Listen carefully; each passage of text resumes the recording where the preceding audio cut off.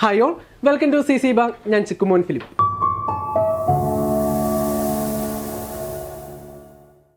അപ്പോൾ നമ്മൾ പുത്തൻ പ്രതീക്ഷകളുമായി 2026 വരവേൽക്കുകയാണ്.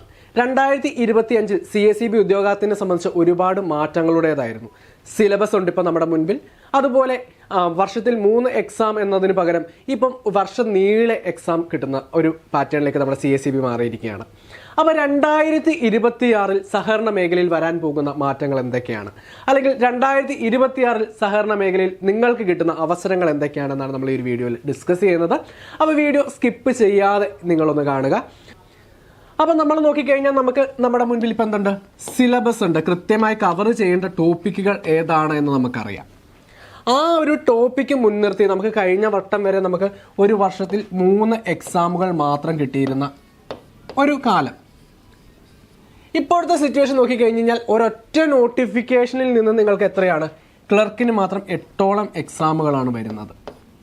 2025 വന്ന പ്രധാന മാറ്റങ്ങൾ എന്ന് പറയുന്നത്, പിന്നെ ക്വസ്റ്റ്യൻ്റെ പാറ്റേൺ മാറി. നമ്മൾ 100 മാർക്കിലേക്ക് അല്ലെങ്കിൽ 100 ക്വസ്റ്റ്യൻസിലോട്ട് നമ്മുടെ ഇതായിട്ടുണ്ട്.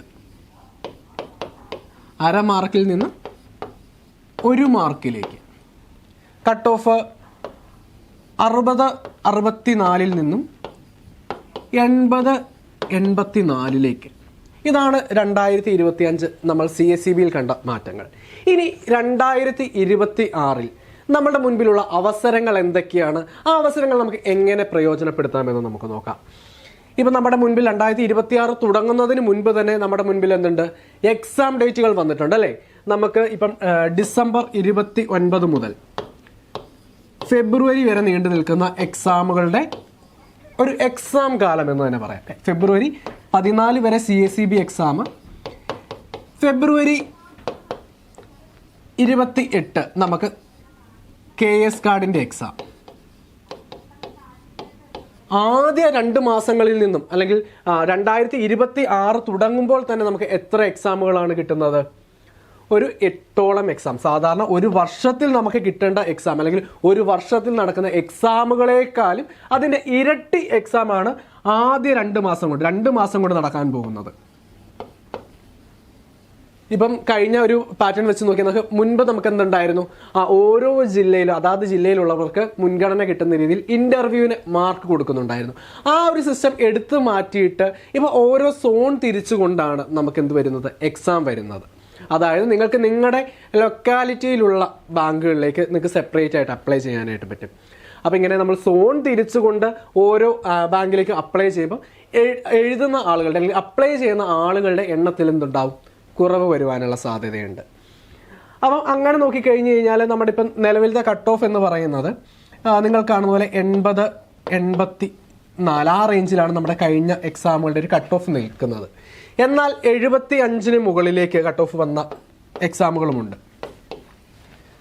അപ്പം നിങ്ങൾ നോക്കി കഴിഞ്ഞാൽ ഇത് വളരെ കൂടുതലല്ലേ എന്ന് നിങ്ങൾ ചിന്തിക്കും. ഇവിടെ 80 നമുക്ക് എക്സാമിന് കട്ട് ഓഫ് വന്നത് എത്രയായിരുന്നു, 60 എന്ന് കൂട്ടിക്കോ. 80-60. ഇവിടെ 100 വരുമ്പം എത്രയാണ്, 100 ഒരു 80 റേഞ്ച്. ഏറെക്കുറെ എന്താണ്, സാമ്യമാണ്, അല്ലെങ്കിൽ ഏറെക്കുറെ എന്താണ്, സെയിം ആണ്. 80-60 എന്ന് പറയുമ്പോൾ എത്ര ശതമാനമാണ്, ആ ഒരു ശതമാനത്തിന് ഈക്വൽ ആയിട്ട് തന്നെയാണ് ഈ ഒരു 80% എന്ന് പറയുന്നത്. ശരിയല്ലേ? അപ്പം കട്ട് ഓഫ് എന്ന് പറയുന്നത് ഒരുപാട് കൂടിയിട്ടൊന്നുമില്ല. നിങ്ങളുടെ ഒരു തോന്നലാണ്. കാരണം 80 മാർക്ക് എന്ന് പറയുമ്പോൾ നിങ്ങൾ വിചാരിക്കും എന്ത്, കട്ട് ഓഫ് കൂടിയിട്ടുണ്ടെന്ന് വിചാരിക്കും. പക്ഷെ നമ്മൾ ടോട്ടൽ ഇതിൽ നോക്കുകയാണെങ്കിൽ വലിയ വ്യത്യാസം എന്ത് വന്നിട്ടില്ല, കട്ട് ഓഫിൻ്റെ അകത്ത് വന്നിട്ടില്ല. അപ്പോൾ അതുകൊണ്ടൊരു ബാലികേറാ മലയാണ് എന്ന് നിങ്ങൾ ചിന്തിക്കേണ്ട യാതൊരുവിധ കാര്യമില്ല. കാരണം 80-84 എന്നൊക്കെ കേൾക്കുമ്പോഴത്തേക്കും ഒരുപാട് ആളുകൾ വിചാരിക്കും കട്ട് ഓഫ് അയ്യോ വളരെ കൂടിപ്പോയി, ഇനി അതുകൊണ്ട് ഞങ്ങൾ പഠിച്ചാൽ എത്തില്ല എന്ന് നിങ്ങൾ വിചാരിക്കുന്ന ആളുകളുണ്ട്. പണ്ടായിരുന്നെങ്കിൽ 60 മാർക്ക് മതിയായിരുന്നല്ലോ എന്ന്.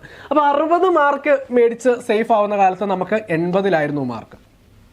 ഇവിടെ 100ലേക്ക് വന്നപ്പോഴാണ് കട്ട് ഓഫ് എന്ത് വന്നിരിക്കുന്നത്, 80 വന്നിരിക്കുന്നത്. ഇവിടെ നമുക്ക് എത്ര മാർക്ക്, 20 മാർക്കിൻ്റെ കുറവ്. ഇവിടെ എന്താണ്, ആ ഒരു 20 മാർക്കിൻ്റെ. അപ്പോൾ അതുകൊണ്ട് കട്ട് ഓഫ് എന്തല്ല, ഒരു വളരെ കൂടുതലാണ് എന്ന് നമുക്ക് പറയാനായിട്ട് പറ്റില്ല. ഇപ്പം ഞാൻ പറഞ്ഞു വന്ന കാര്യമെന്ന് വെച്ചാൽ ആദ്യ 2 മാസം കൊണ്ട് നമുക്ക് 8 എക്സാം കിട്ടും. ഇനി ഫെബ്രുവരി മാസം ആകുമ്പോഴത്തേക്കും നമുക്ക് മാർച്ചിലേക്ക് നമുക്ക് ഒരു നോട്ടിഫിക്കേഷൻ 2026 നോട്ടിഫിക്കേഷൻ നമുക്ക് വരും. അത് കൂടാതെ നമുക്ക് ഡിസംബർ മാസം ഈ 2025 ഡിസംബറിൽ നമുക്ക് പുതിയൊരു നോട്ടിഫിക്കേഷൻ വരാനായിട്ടുണ്ട്. വരുമെന്നാണ് നമുക്ക് എക്സാം ബോർഡിൽ നിന്നും അറിയാനായിട്ട് പറ്റുന്നത്. അപ്പം അത് കഴിഞ്ഞ് കഴിഞ്ഞാൽ ഒരു ഫെബ്രുവരി മാർച്ച് ആ ഒരു സമയത്തേക്ക് നമുക്ക് അടുത്ത നോട്ടിഫിക്കേഷൻ വരുന്നു. പിന്നെ ഓഗസ്റ്റ് സെപ്റ്റംബറിലേക്ക് അടുത്ത നോട്ടിഫിക്കേഷൻ. പിന്നെ നമുക്ക് നവംബർ ഡിസംബർ ഒരു നോട്ടിഫിക്കേഷൻ കൂടി. അപ്പോൾ ഇനി വരാനിരിക്കുന്ന 2026 വരാനിരിക്കുന്നത് 3 നോട്ടിഫിക്കേഷനുകളാണ് പ്രധാനമായിട്ടും CSEB വരാനായിട്ടുള്ളത്. ഇപ്പോൾ ഒരു 3 നോട്ടിഫിക്കേഷനിൽ വരാൻ പോകുന്ന എക്സാമുകളുടെ എണ്ണം നമുക്ക് കുറഞ്ഞത് ഒരു 6 എക്സാം വെച്ച് കണക്ക് കൂട്ടാം. 8 എക്സാം ഒക്കെ ഉണ്ടാവും. പക്ഷേ എന്നാൽ നമുക്ക് ഒരു കുറഞ്ഞത് 6 എക്സാം വെച്ച് കണക്ക് കൂട്ടിയാൽ എത്ര വരും? 6